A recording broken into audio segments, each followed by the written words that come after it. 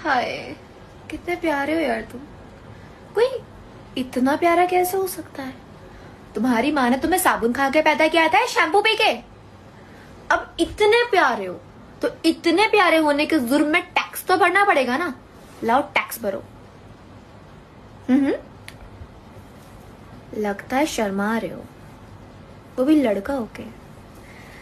अच्छा, मैं तुम्हें उधार दे देती हूँ, कल तुम मुझे वापस कर देना याद से। अब वापस करने की जरूरत नहीं है, मेरी तरफ से गिफ्ट समझो। पागल कहीं का।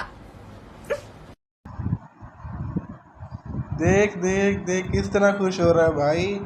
इनके सारे नारे पढ़ाई पर ध्यान दे, पढ़ाई पर। अगर तू पढ़ लिख के कुछ कामयाब हो जाएगा ना तो भाई इसकी जैसी 36 तेरे आगे पीछे काम करेंगी। जा भाई पढ़ाई पर ध्यान दे। हाँ चौथ कहीं का।